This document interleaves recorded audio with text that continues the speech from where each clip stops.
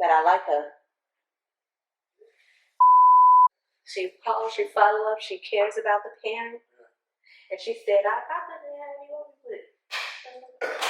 Thank you. Don't be fighting with me. Right. You need another patient to manage? Okay. Where my $30 at? Yeah. Where my $30 at? It's my money. No. I did the work. Oh my God. Give me my money. Stop playing. You want to go to lunch? No. I do not. Little money grubbing thing, you. All right, we are. So that's another thing we're trying to figure out is why we are receiving ResHab for him. We're only receiving nursing for him.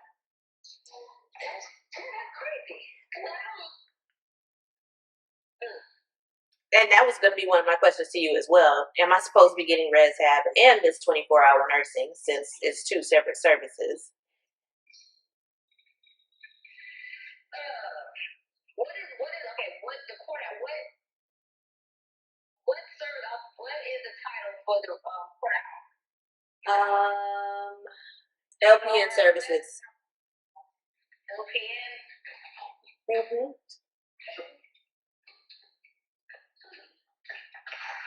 And so do some research on it. Well, I think WSC should be receiving. I think he should because he's there 24 hours. Because we have nursing 24 hours. So we receive 24-hour nursing for him. We do not receive ResHab for him. I believe we should. And I'm told by other providers that we are supposed to, because nursing is nursing and ResHab is ResHab. Yeah. Let me speak to our billing person about it and look into APD. You should be getting both. That's what I thought, but my current WSC does not believe that that is possible and wants proof. Well, you can ask the liaison. Who is that? The person that comes in to check your license. It's a different person every month, and they don't have the answers. Yeah. Oh, you know what? Who's over nursing? So we are, with this creation of next year's support plan and plan of care, we're also submitting a supplemental funds request because we found out that we were not receiving payment for residential habilitation. So we get paid in two different buckets. Residential habilitation, which means them living here, we're providing housing, food, and care with daily living necessities like toothbrushing, bathing, etc. And then we get paid for providing the nursing care that the patient requires. Well, we had been receiving 24-hour nursing care, but we had not been receiving the residential habilitation because our support coordinator thought that we weren't supposed to. But you keep asking, and finally I've asked enough people that I was sure that we should have had it, and I was able to provide the proof to the waiver support coordinator for her to agree to submit the request. Now, they're not going to back pay me. That's just money lost. But moving forward, we should be able to have that. So to help her with what she needs to submit that request, I now have to provide all of those documents I talked about, the support plan, the plan of care, the quarterly summaries, the nursing notes that we're taking every day. At least 30 days worth of notes are getting sent in. I also have to get a letter of medical necessity from the doctor. Now, I don't want to leave it up to the doctor to put the right things in the note because you never know what type you have. Maybe they're like, what do you call it?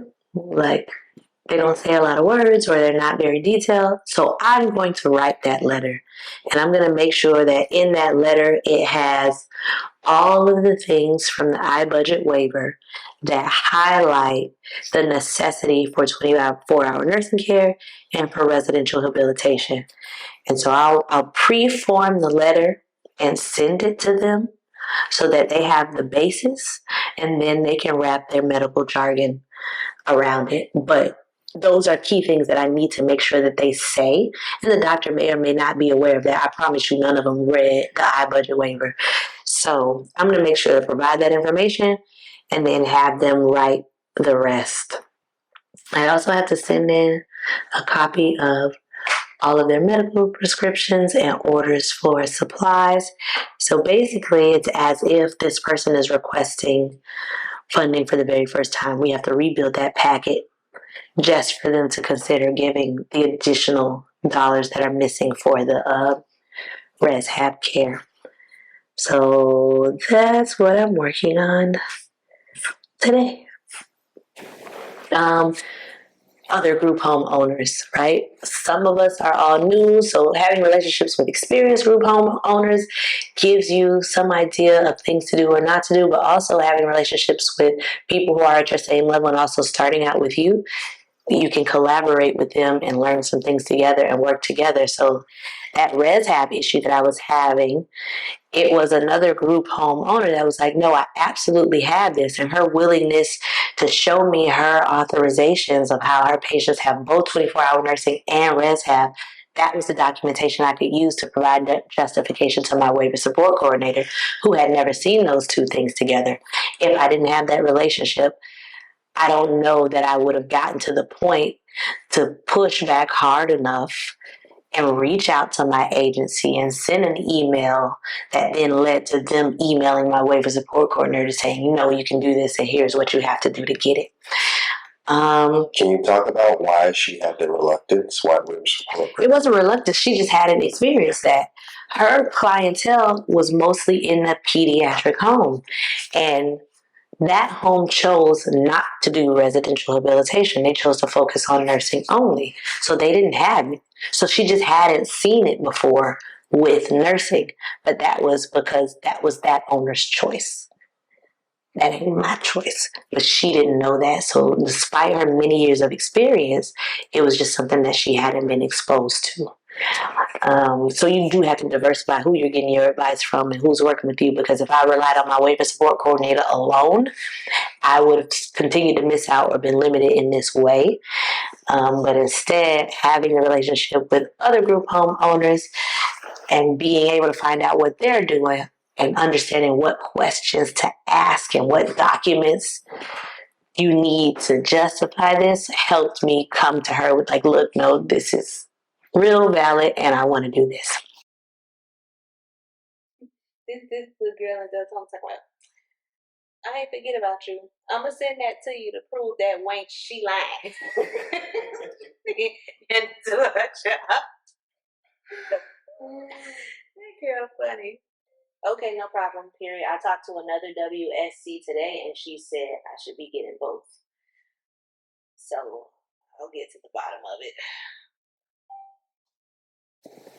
Awesome. Can we go back to the WSC and their understanding? You said primarily that. Hold on, we supposed to be somewhere at 12. Let me make sure even though. Okay. Hey, did you see we updated the home visit to 12 o'clock? Question mark, the address is in the calendar event.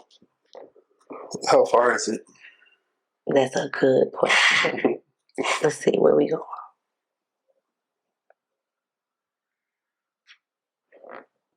19 minutes. Mm-hmm. All right, so we'll wrap up. Oh, branch. Okay. So as long as we leave in 15 minutes, let me set an alarm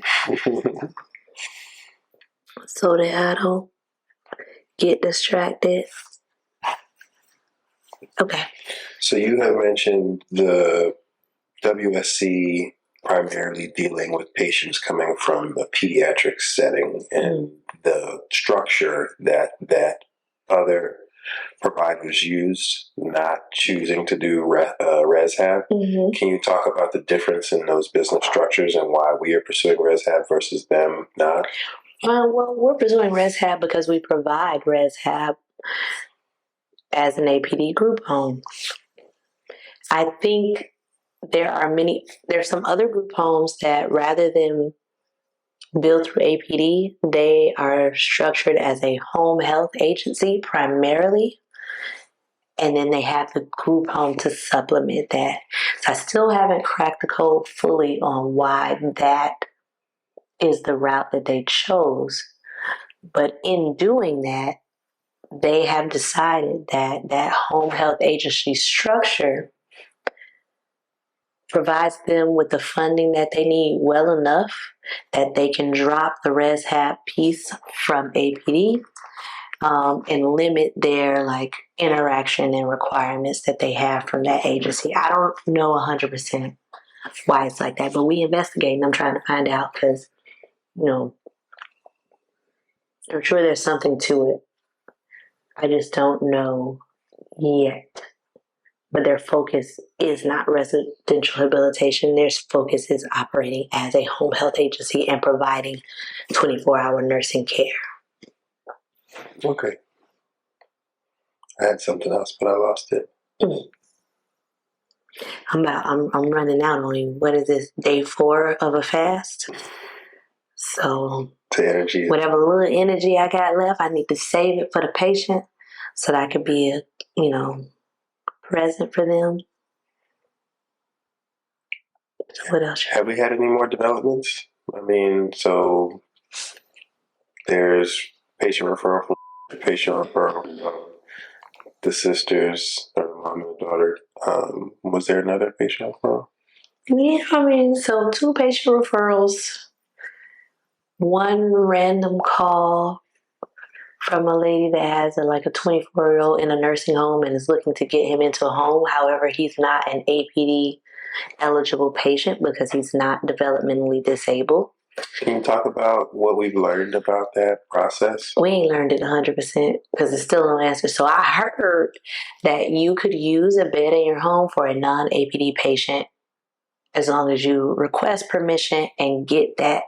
But in order to do that, 1, you would have to be able to bill directly to insurance because APD won't pay you for that person.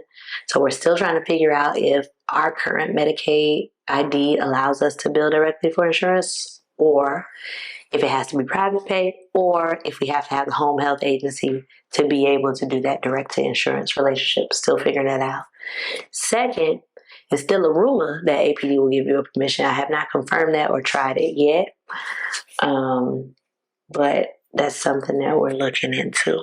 Now, when the regional office came, did we ask her that directly? We did ask her, and she was like, ask somebody else, basically. She gave me somebody else to ask. So the person who told me the rumor told me to ask her.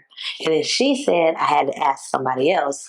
And so we haven't gotten to a point where that was a serious enough consideration to go down all those channels yet. However, I will follow up with that support coordinator that called about that individual just to see, so we can go through the exercise and get like a real answer on that. I got you.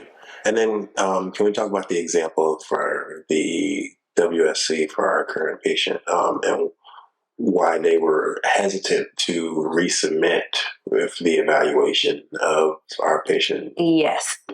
Again, every individual is going to make decisions and choices based off the things that they know and their experiences. And what they know and their experiences, though useful and helpful, do not dictate or predicate what could happen in the future. So because she had never seen nursing and ResHab go together, to her, those things weren't approved to go together. And also she had recently experienced a client that had lost their 24-hour nursing, and she had to fight to at least get them 12 hours. And so she was very hesitant to resubmit because our patient has 24 hours. And anytime you resubmit, the whole thing is reviewed and they could change whatever they wanted in there. So having never seen something and then having a recent unpleasant experience with the loss or a change of hours, she was super concerned, which is great, right? Like, she should be concerned. You want the people to be concerned and to protect what the clients have. So I'm not mad about it at all. However, it is my job to understand the concern, understand what happened in that previous case, which she was able to walk me through and share with me, and then identify the gap. Because within the iBudget waiver, it clearly states who is approved for 24-hour nursing care and who is approved for rehab. So when I put together my documents, it is my job to make that case plain and fully so that when reviewed, there is no refute for that. And the provider that she may have been working with that other client may not have done that well enough because they had to go through like 2 rounds of court. And it wasn't until the second round that additional information was provided that allowed them to get increased from 5 hours to 12. So they had 20, he had 24, then he was dropped to 5, and then they had to go to court to push it back up to 12.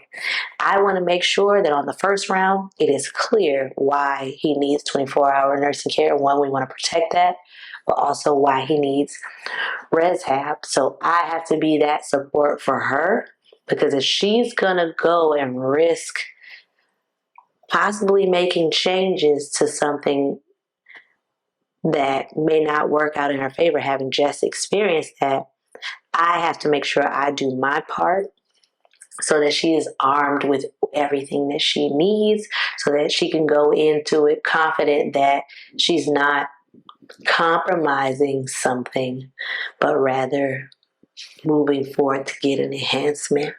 Perfect. And then out of this process, it was a bit of a conflict, but how you handled it has helped you guys build a better relationship. And can you talk about how you may have another possible patient referral as a result? Oh, yes. So, in going through this situation, there could always be this, this person is just doing the supplemental request because they want to make more money and all they care about is the money. And from day one, when she said, hey, I could submit this, but it might compromise this XYZ, here's the example that I've had of someone losing funding going through this process. Are you sure? And my response was not, yes, I'm sure, go ahead and submit. I want this money I've been missing. It was, hang on a second, let me do my due diligence and research so I can fully understand and weigh the benefits versus the, whatever the other word is, because I'm not going to do something that is going to have a negative impact on him. So give me a second to work through some things. So by the time we met again, in that week, I had met with the head of clinical to be able to dig and get through some questions, and they were able to give me the exact citings or quotes from the iBudget waiver justifying why he should always have 24-hour nursing care. And then also the exact call out for why he needs rehab and the wording that needs to be clearly stated, the level of detail that needs to be in all these plans and reports so that it's clear to the board when they review this. So by the time I came back to her and said, yes, I want to move forward with this, I was also able to say, and here's why. And by the way, let me forward you this email because this is justification for that patient that you had that lost his funding. So my expectation is after she goes through this process with us, with all of the additional detail I've been able to provide her, she can now go back to bat for that other client that lost their funding and get them back to where they were supposed to be. And I think having gone through that experience, watching me take my time, really weigh it, do the research, get the information, and then be able to put that story together and explain to her why it didn't work out for her last time and what changes could be made so that that could be corrected. She now has the confidence to move forward with the request because she was adamant. She didn't want to do it. She wasn't going to risk it. But now it's, okay, this is great information. I'm so glad I know that now. And now we're collaborating on putting together all these documents and she can submit with confidence versus, the last 5 months of her being like, hell no. I love that. In the spirit of this all, it's about problem solving. And the reason we came to this space was to solve problems, right? We saw the problem with Airbnb and short-term rental regulations. And as investors, you are constantly having to solve problems. And I think that's a through line to this business here as well. and your attention to detail is what sets you up for success in that problem-solving effort, in that relation building that's necessary to do it. What you said. Ditto. Ditto.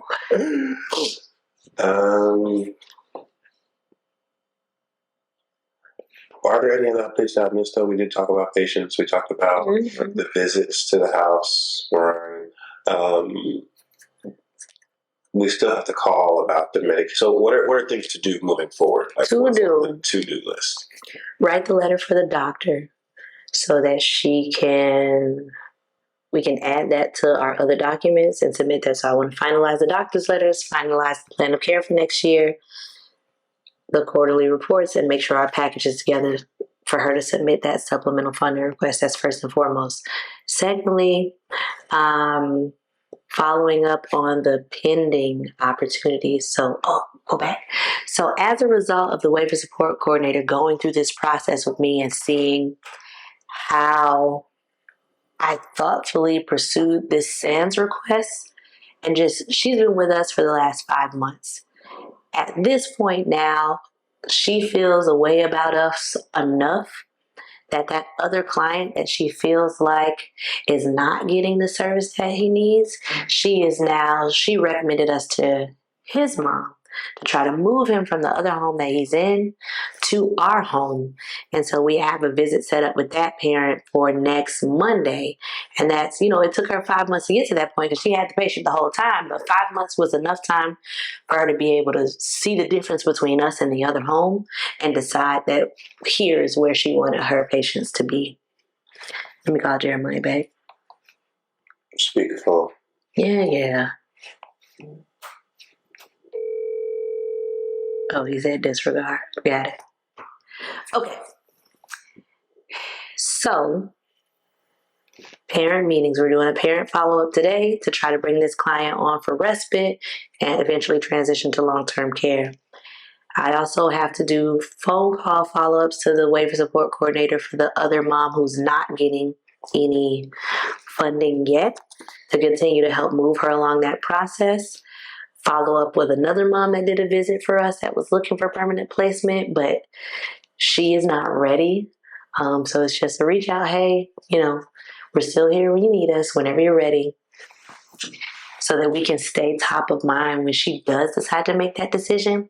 And then next week, another visit with a parent that's considering moving her child from the home that they're currently in to ours on the recommendation of her waiver support coordinator saying that we're better. And then continuing to network, do email blasts, go to conferences, build relationships with whoever I can within this industry so that we can continue to build our clientele, but also continue to learn what we're doing. And build out our processes within our home. So just searching for exposure, learning, and understanding so that we can build a solid business and also reputation. And I think so far in reputation, we're off to a good start, but we have to maintain that. So Awesome. Thank you. I'm gonna try to get back some energy. Yeah, because these questions I got for Halloween, I don't know what I'm going to do. What progress have I made on my to-do list? You do a lot of stuff and you think you did something, you look back at the list and you ain't do nothing.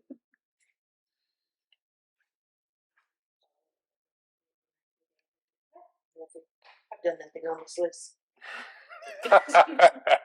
All that ain't doing mother thing.